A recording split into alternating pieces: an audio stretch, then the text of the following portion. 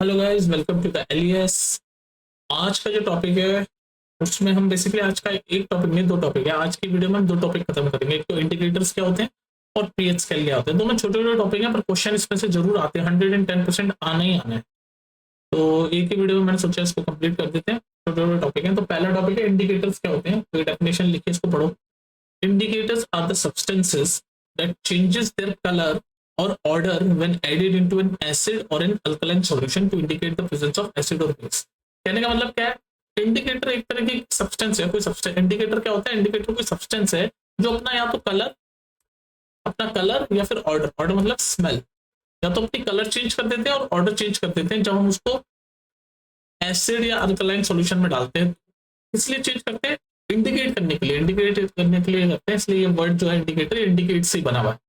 तो इंडिकेट करने के लिए क्या, इंडिकेट करने के लिए कि भाई एसिड है कि बेस है, मतलब कुछ डिफरेंट टाइप से, या तो कलर उनका चेंज करेंगे वो ये बताने के लिए कि भाई एसिड में कुछ कलर होगा, बेस में कुछ कलर होगा, या फिर स्मेल चेंज करेंगे। अगर एसिड सॉल्यूशन में डालेंगे तो उसका कुछ स्मेल आएगी, और बेस सॉल्यूशन में आएगा तो कुछ स्मेल आएगी। तो फिर उससे हमें पता चल जाएगा कि हाँ भाई ये एसिड या बेस है। तो ये इंडिकेटर्स का बेसिकली यही काम होता है। ये सब्सटेंस है जो अपना या तो कलर चेंज करते हैं एसिड या बेस में अगर हम डालेंगे तो, या फिर अपनी स्मेल यानी कि ऑर्डर चेंज करते हैं। समझ लो। अब ये इंडिकेटर जो होते हैं ना, ये बहुत सारे टाइप के होते हैं। कई चीजों में इनको क्लासिफाई करा जाता है। जैसे फॉर एग्जांपल यहाँ पर मैं थोड़ा समझाया तो इंडिकेटर्स कितने टाइप्स में क्लासिफाई कर रखा है। एक होता है नेचुरल इंडिकेटर्स। नेचुरल इंडिकेटर्स मतलब वो इंडिकेटर जो इन्वायरमेंट में या नेचर में आपके प्रेजेंट होते हैं, ऑलरेडी प्रेजेंट होते हैं। जैसे कोई लीव्स है, कोई लीफ आपके इंडिकेटर हो सकती है, या फिर कोई फ्रूट, कुछ भी, कोई वेजिटेबल, वो इंडिकेटर की तरह से काम करते हैं। इंडिकेटर का काम क्या है वो समझ आ गया ना। इंडिकेटर एक सब्सटेंस है, कोई भी सब्सटेंस हो सकता है, कोई लीफ हो सकती है, कुछ हो सकता है, फ्रूट हो सकता है, कुछ भी हो सकता है। वो एक सब्सटेंस है जो कि अगर हम उसको किसी एसिड सॉल्यूशन में, अल्कलाइन सॉल्यूशन में डालें तो वो अपना कलर या स्मेल उसकी अलग अलग होगी। अगर एसिड में डालेंगे तो कुछ कलर चेंज करेगा अपना, बेस में डालेंगे तो कुछ कलर चेंज करेगा अपना, या फिर स्मेल दोनों में अलग अलग आएगी। तो उससे हमें पता चल जाएगा कि हाँ यार, जिस सॉल्यूशन में इसको डाला है वो एसिड है या बेस है। उसके डिपेंडिंग अपॉन क्या कलर क्या चेंज हो रहा है, स्मेल क्या चेंज हो रहा है। ठीक है। तो इंडिकेटर कितने टाइप के होते हैं? या तो नेचुरल इंडिकेटर जो कि इन्वायरमेंट में नेचुरली प्रेजेंट होते हैं। दूसरा टाइप है सिंथेटिक इंडिकेटर जो हम बनाते हैं फैक्ट्री में, लेबोरेटरी में, इंडस्ट्री के लिए बनाते हैं। जो फोर्थ उनको हम बोलते हैं सिंथेटिक इंडिकेटर्स। ठीक है, कोई दिक्कत ही नहीं है इसमें। और एक होते हैं आपके ऑल्फैक्टरी इंडिकेटर, नाम दे दिया इनका ऑल्फैक्टरी मतलब। ऑल्फैक्टरी इंडिकेटर वो होते हैं जो अपनी स्मेल चेंज करते हैं, तो उनको एक अलग सा नाम दे दिया इन्होंने, ऑल्फैक्टरी इंडिकेटर। वैसे तो यहाँ स्मेल की बात हुई रही ऑर्डर की, लेकिन ऑल्फैक्टरी इंडिकेटर की अलग से क्लासिफिकेशन बना दी। ऑल्फैक्टरी मतलब जहां पर इंडिकेटर अपनी स्मेल चेंज करते हैं, जब वो एसिड या बेसिक मीडियम में होते हैं तो वो अपनी स्मेल चेंज कर लेता है। और चौथा टाइप ऑफ इंडिकेटर होता है यूनिवर्सल इंडिकेटर। यूनिवर्सल इंडिकेटर क्या होता है? यूनिवर्सल इंडिकेटर बेसिकली ये जज करता है कि कोई भी एसिड कितना स्ट्रांग है या कोई भी बेस कितना स्ट्रांग है। ठीक है। तो वो चीज को जज करने के लिए जो इंडिकेटर यूज होते हैं ना, उसको बोलते हैं यूनिवर्सल इंडिकेटर। तो हम एक एक करके सबके एग्जांपल देख लेते हैं और पढ़ लेते हैं। ठीक है, समझ आ रहा है? सिंपल सा टॉपिक है। तो नेचुरल इंडिकेटर्स के कुछ एग्जांपल देख लेते हैं सबसे पहले। नेचुरल इंडिकेटर, नेचुरल इंडिकेटर्स,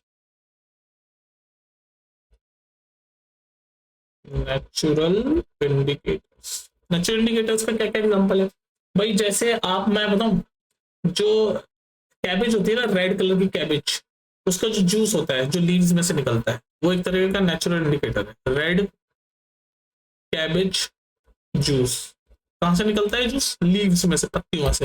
ये एक तरह का नेचुरल इंडिकेटर है। अब आप पूछो कैसे नेचुरल इंडिकेटर है, तो वो ऐसे नेचुरल इंडिकेटर है कि जब इसको हम एसिडिक मीडियम में डालते हैं ना, एसिडिक मीडियम में और बेसिक मीडियम में, ये दो ही तरह के मीडियम है। तो इसको जब हम एसिडिक मीडियम में डालते हैं ना, तो ये रेड कलर का हो जाता है। इस रेड कैबेज के जूस को जो लीव्स में से निकलता है, उसको अगर हम एसिड के किसी एसिड सॉल्यूशन में डालते हैं तो रेड कलर का हो जाता है। और अगर बेस सॉल्यूशन में, अल्कलाइन सॉल्यूशन में डालते हैं तो वो ग्रीन कलर का हो जाता है। तो देख लो, उसने अपना कलर चेंज कर दिया ना, एसिड में रेड हो जाता है, बेस में ग्रीन हो जाता है। तो हमें ये इंडिकेटर अगर हम देखेंगे रेड कलर तो हम समझ जाएंगे। मान लो कोई सॉल्यूशन है जो हमें पता नहीं है कि एसिड या बेस है, तो उसमें हम ये रेड कैबेज का जूस डाल दें, और अगर वो रेड कैबेज रेड कलर की हो जाए तो हम समझ जाएंगे हाँ ये जिसमें हमने डाला है वो एसिड है। और अगर वो ग्रीन कलर का हो जाए तो हम पता चल जाएगा हाँ वो बेस है। तो एक तरह से इंडिकेट कर दिया उसने कि वो हम किस में डल रहा है, वो एसिड में डल रहा है, बेस में डल रहा है, उसने बता दिया, तभी तो उसका नाम है इंडिकेटर। तो ये नेचुरल इंडिकेटर है, क्योंकि नेचुरली इन्वायरमेंट में रेड कैबेज पता है कि लीव्स पड़ी है उसके जूस हमें ये कलर चेंज करके बता देता है। फॉर एग्जांपल देखो हल्दी होती है ना अपनी, हल्दी, टर्मरिक, टर्मरिक का जो जूस है हल्दी, हल्दी ये भी एक तरह का नेचुरल इंडिकेटर है। हल्दी ये तो सब जानते हैं, हमारे सबके घर में है। तो ये भी, इसका भी पता है टर्मरिक क्या करता है, जब इसको एसिडिक सॉल्यूशन में डालते हैं ना तो ये येलो ही रहता है, लेकिन जब उसको बेसिक सॉल्यूशन में डालते हैं ना, बेसिक अल्कलाइन बेसिक मीडियम में, तो ये रेडिश ब्राउन कलर का होता है, रेडिश ब्राउन। तो देख लो इसने अपना कलर चेंज कर लिया अपना। फिर वही बात है कि हमारे सामने कोई सॉल्यूशन पड़ा है, हमें नहीं पता कि वो एसिड है बेस है, तो हम कैसे पता करेंगे, हम इसमें टर्मरिक जूस डाल देंगे, तो अगर वो येलो कलर का ही रहा तो हम समझ जाएंगे कि हाँ यार ये जो सॉल्यूशन है एसिडिक है। लेकिन अगर उसने अपना कलर रेडिश ब्राउन कर लिया तो हम समझ जाएंगे कि ये जो सॉल्यूशन है बेसिक है। तो इसने इंडिकेट कर दिया अपना कलर चेंज करके कि किस में जा रहा है, वो एसिड में जा रहा है कि बेस में जा रहा है। तभी तो नाम है ना, ये सब कनेक्ट कर पा रहे हो ना, ये नाम इंडिकेटर इसीलिए तो है क्योंकि इंडिकेट कर रहा है। तो नेचुरल इंडिकेटर, ये टर्मरिक भी नेचुरल है। एक और सवाल जो 1 मार्क में आपसे पूछ लेता है, एक है ना हाइड्रेंजिया, हाइड्रेंगिया कैसे भी प्रोनाउंस कर लो, एक प्लांट होता है उसका फ्लावर होता है, फ्लावर ऑफ हाइड्रेंजिया, ये स्पेलिंग है उसकी, हाइड्रेंजिया। अरे क्या लिख रहा हूं मैं, हाइड्रेंजिया, ये देखो फ्लावर ऑफ हाइड्रेंजिया प्लांट। तो ये जो हाइड्रेंजिया प्लांट होता है ना, इसका जो फ्लावर है ना, ये भी एक नेचुरल इंडिकेटर है, क्योंकि जब इसको हम एसिडिक मीडियम में डालते हैं तो ये ब्लू कलर का हो जाता है। लेकिन अगर इसको बेसिक मीडियम यानी अल्कलाइन मीडियम में, अल्कलाइन बोल लो या बेसिक बोल लो, तो हम ये कैसा हो जाता है, पिंक कलर। ठीक है, तो अब आप समझ गए नेचुरल इंडिकेटर, ये सारे नेचुरल इंडिकेटर के एग्जांपल है, 1 मार्क में पूछते हैं। दूसरा टाइप ऑफ इंडिकेटर मैंने कौन सा बताया था आपको, ये नेचुरल हो गया ना हमारा, ये हो गया। अब हम पढ़ रहे हैं सिंथेटिक इंडिकेटर। सिंथेटिक इंडिकेटर देख लेते हैं भाई, सिंथेटिक इंडिकेटर का एग्जांपल भी देख लेते हैं। सिंथेटिक इंडिकेटर, तो मैंने आपको बताया सिंथेटिक इंडिकेटर वो इंडिकेटर होते हैं जो नेचुरली तो प्रेजेंट नहीं होते, लेकिन हम उसे लेबोरेटरी में बनाते हैं। हम उसको बेसिकली हम बनाते हैं लैब में केमिकल से, किसी तरीके से उनको हम बनाते हैं। तो इसका सबसे बड़ा एग्जांपल पता कौन सा है जो सिंथेटिक इंडिकेटर है, मैं आपको बताता हूँ। सबसे बड़ा एग्जांपल फिनोफ्थलीन। फिनोफ्थलीन देखिए आपने, फिनोफ्थलीन बॉल्स, तो फिनोफ्थलीन, फिनोफ्थलीन ये स्पेलिंग है PHENOLPHTHALEIN, फिनोफ्थलीन। तो ये जो फिनोफ्थलीन होती है ना, फिनोफ्थलीन जो होती है जब एसिडिक मीडियम में होती है और बेसिक मीडियम में होती है, चलो न्यूट्रल में भी देख लेते हैं क्या होता है इसमें, ना एसिड ना बेस, न्यूट्रल। तो इसमें क्या होता है देखो, तो फिनोफ्थलीन जब एसिडिक सॉल्यूशन में होती है ना तो कलरलेस रहती है, कलरलेस, कोई कलर नहीं होता उसमें। लेकिन जैसे ही बेसिक मीडियम में अगर हम बेसिक सॉल्यूशन में उसको डाल देंगे तो पिंक कलर हो जाता है। न्यूट्रल में भी कलरलेस रहती है। तो देख लो आपने इसने इंडिकेट कर दिया, मान लो हमें सॉल्यूशन नहीं पता और हम उसमें फिनोफ्थलीन डालते हैं, तो अगर वो पिंक कलर का हो जाती है तो इसका मतलब वो बेसिक सॉल्यूशन में डली है। अगर कलरलेस रहती है तो या तो न्यूट्रल सॉल्यूशन होगा या फिर एसिडिक सॉल्यूशन होगा, क्योंकि न्यूट्रल और एसिडिक दोनों में कलरलेस रहती है। तो एक तरीके का आपका क्या हो गया, सिंथेटिक इंडिकेटर का एग्जांपल हो गया फिनोफ्थलीन, याद रखना। एक और बहुत कॉमन है मिथाइल ऑरेंज। सिंथेटिक इंडिकेटर कौन से होते हैं, जो लेबोरेटरी में हम बनाते हैं, जो नेचुरली इन्वायरमेंट में प्रेजेंट नहीं होते। जैसे अभी हमने देखा प्रीवियस, नेचुरली टर्मरिक या हाइड्रेंजिया प्लांट का फ्लावर, ये सभी नेचुरली हमारे प्लांट्स में इधर उधर पड़े हुए हैं। लेकिन ये जो सिंथेटिक इंडिकेटर है, नाम ही इनका सिंथेटिक। सिंथेटिक क्या चीजें होती है जो हम बनाते हैं, जो नेचुरली नहीं होती, तो ये बनाई गई है लैब में for the purpose of industry purpose, किसी काम के लिए बनाई गई है।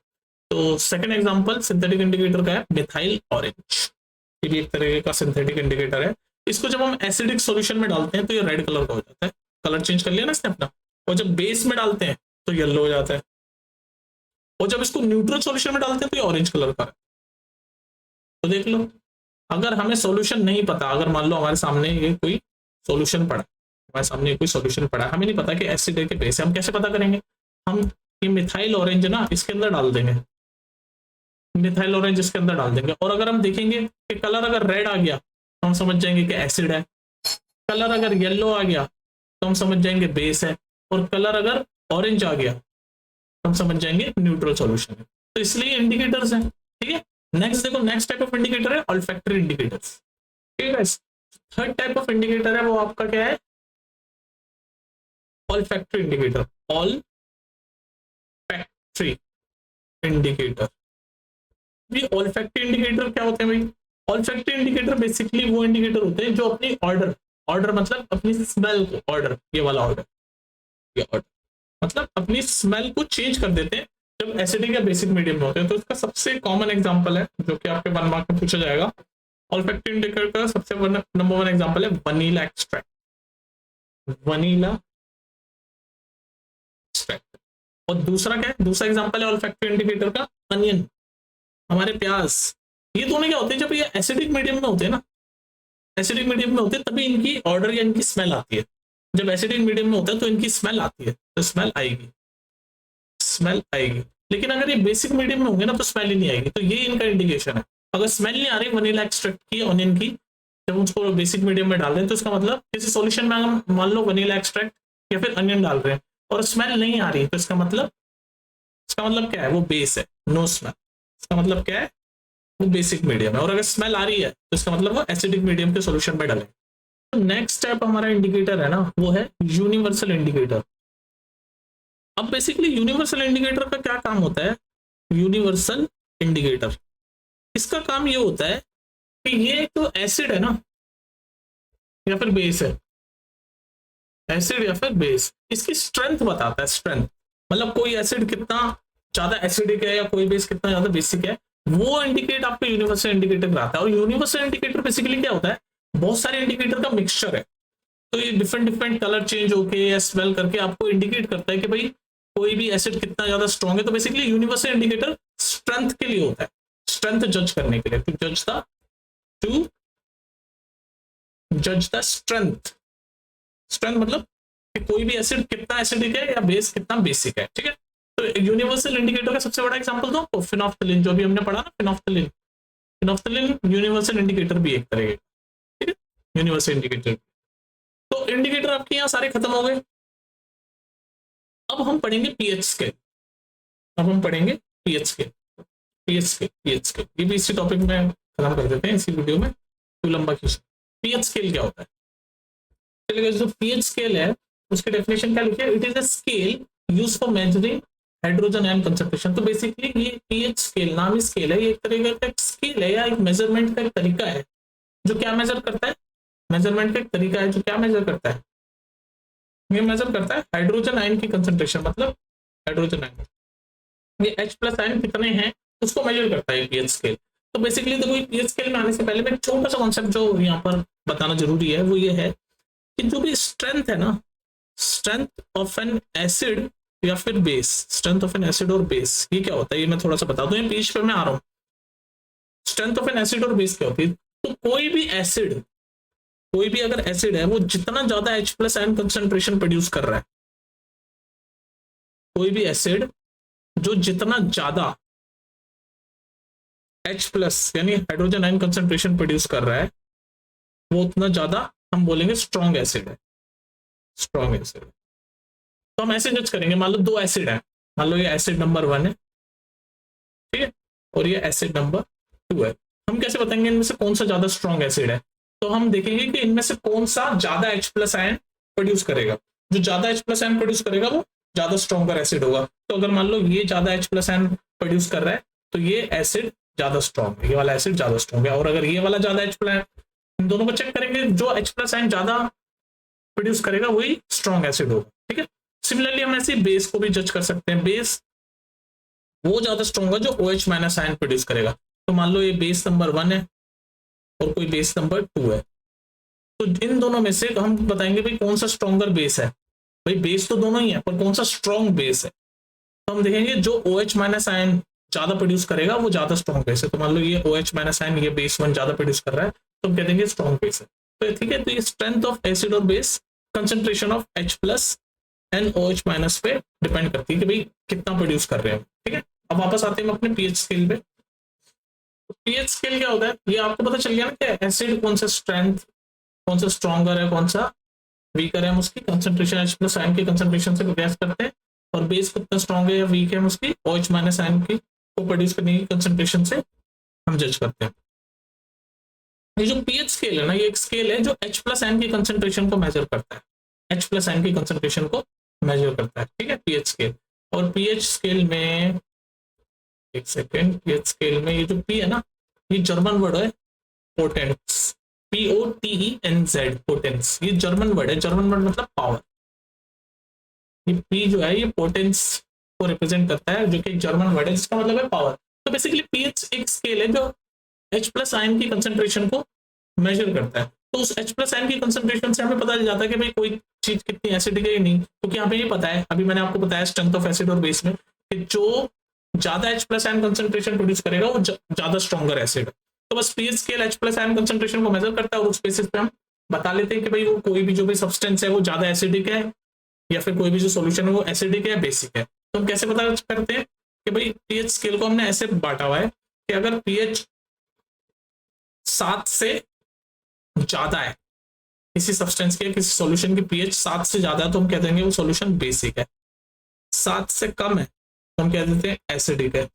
और एग्जैक्टली पीएच वैल्यू अगर 7 है तो हम कह देते हैं वो सॉल्यूशन न्यूट्रल है। बस इतनी सी बात है। तो एक स्केल है, बेसिकली ऐसे स्केल है जो यहाँ बीच में न्यूट्रल में 7 है।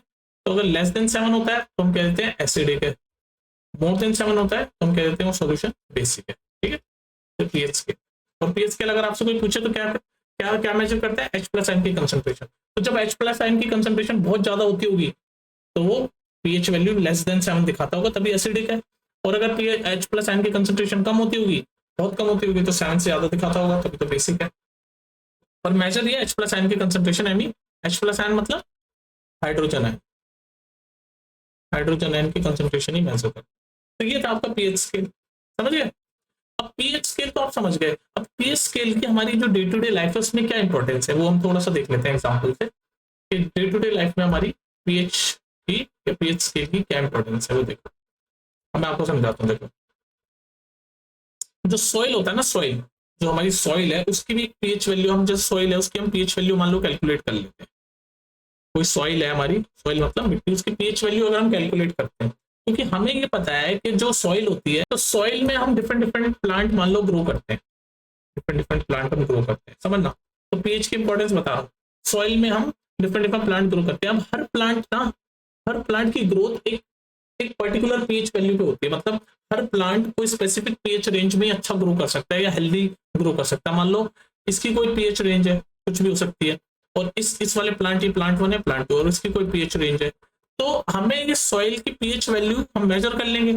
और हम पीएच वैल्यू मेजर करके हम देख लेंगे कि वो कौन से वाले प्लांट की पीएच वैल्यू से मैच कर रहा है, मतलब कौन सा वाला प्लांट इसमें हेल्दी या अच्छी तरीके से ग्रो हो जाएगा। तो ये देख लो, यहाँ पर पीएच वैल्यू की इंपॉर्टेंस हो गई कि हमने सॉइल की पीएच वैल्यू चेक कर ली, और फिर हमें पता है कि ये प्लांट अगर हम इस सॉइल में डालेंगे तो इसकी पीएच वैल्यू या इसकी जो पीएच रेंज है वो इस सॉइल के हिसाब से ठीक है, तो हम इस सॉइल में इस प्लांट को उगा सकते हैं, वो हेल्थीली या अच्छे से ग्रो हो जाए।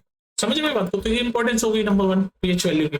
दूसरी इंपॉर्टेंस पीएच वैल्यू की, देखो जो हमारा डाइजेस्टिव सिस्टम है, अब देखो हमारा जो स्टमक है ना, हमारे डाइजेस्टिव सिस्टम में जो स्टमक है वो बेसिकली HCl प्रेजेंट करता है। HCl क्या है, एक तरीके का एसिड है, हमारे डाइजेशन के लिए अच्छा होता है। लेकिन अगर हमारे स्टमक में HCl की क्वांटिटी ज्यादा हो जाती है, बढ़ जाती है, तो मतलब यानी कि हमारे स्टमक में एसिडिक प्रेजेंस ज्यादा हो जाती है, तो हम कहते हैं एसिडिटी हो रही है। एसिडिटी वो क्या होता है कि एसिड ज्यादा बढ़ गया, एसिडिटी हो रही है। तो फिर हम क्या करते हैं, हम उसके अंदर बेस डाल देते हैं। जब एसिड ज्यादा बढ़ गया तो बेस डाल देंगे, जिसको बोलते हैं मिल्क ऑफ मैग्नीशियम। आपने देखो डाइजिन वगैरह की जो हम सिरप लेते हैं व्हाइट या पिंक कलर का, तो इसको हम केमिस्ट्री भाषा में बोलते हैं मिल्क ऑफ मैग्नीशियम। तो हमें यहाँ पीएच की मदद होगी ना, हमें पता चल गया कि यार हमारे स्टमक का पीएच एसिडिक होगा, यानी 7 से कम होगा। तो पीएच है वो 7 से कम होगा, 7 से कम होगा, बेसिकली 7 से कम होगा, है ना। तो हमें पता है, तो हम 7 से ज्यादा वाला, तो ये जो मिल्क ऑफ मैग्नीशिया इसका पीएच क्या होगा, 7 से ज्यादा ही होगा, इसका पीएच 7 से ज्यादा ही होगा। तो हमने यहाँ पीएच की मदद ली और 7 से ज्यादा वाला केमिकल फॉर्मूला यानी कि मिल्क ऑफ मैग्नीशिया पेट में डाला, और फिर हमारा जो भी इरिटेशन है, पेन है एसिडिटी की वजह से, एसिड के बनने की वजह से, उसको हमने न्यूट्रलाइज कर दिया। ठीक है। नेक्स्ट देखो क्या इंपॉर्टेंस है डे टू डे लाइफ में। देखो एक और एग्जांपल दिखाता हूँ। हमारे जो टूथ है ना, दांत जो है, हमारे दांत जो है, हमारे जो माउथ है, पीएच ऑफ टीथ या टूथ, ठीक है।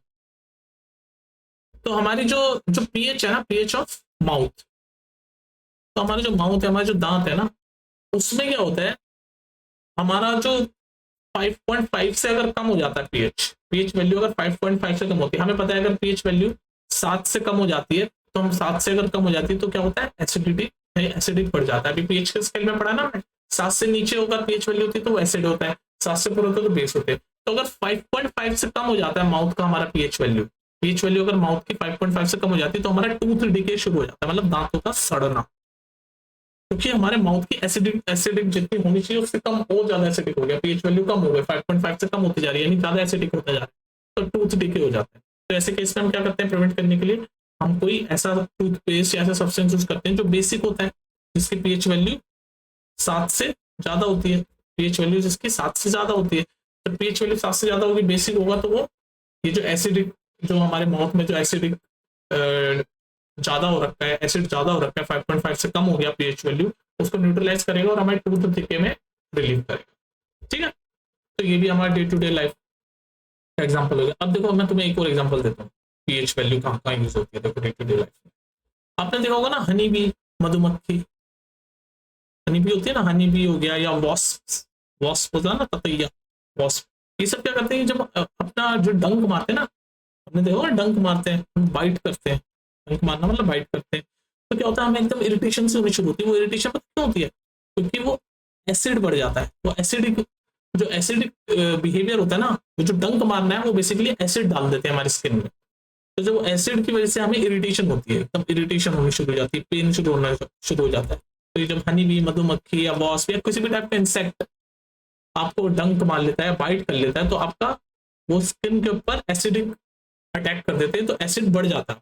तो ऐसे केस में अगर आप बेकिंग सोडा अपनी स्किन पे मल लो, बेकिंग सोडा, बेकिंग सोडा क्या होता है, बेस होता है, बेकिंग सोडा क्या होता है, बेस होता है, अगर वो अपनी स्किन पे मल लो उस एरिया पे जहां पर काटा है या डंक मारा है, तो क्या होगा, वो आपको रिलीफ मिलेगा उस इरिटेशन या पेन से। तो देख लो यहाँ पर भी पीएच आपका इस्तेमाल हो गया। ठीक है, तो ये सारी आपके डे टू डे लाइफ में पीएच इस्तेमाल हुआ, और कैसे कैसे पीएच स्केल क्या होता है क्या नहीं होता वो हमने देखा।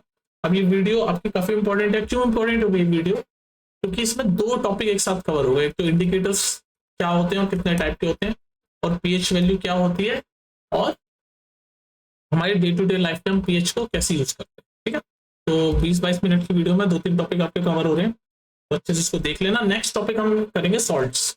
हमने एसिड भी पढ़ लिया अब तक, अगर आप सीक्वेंस में देख रहे हो, एसिड भी पढ़ लिया, बेसिस भी पढ़ लिया, तो हम सॉल्ट पढ़ेंगे। चैप्टर का नाम क्या है, एसिड, बेसिस एंड सॉल्ट। तो एसिड और बेसिस ऑलमोस्ट कवर हो गए, अब हम सॉल्ट पढ़ना शुरू करेंगे। ठीक है, चलो फिर मिलते हैं नेक्स्ट वीडियो में, टेक केयर।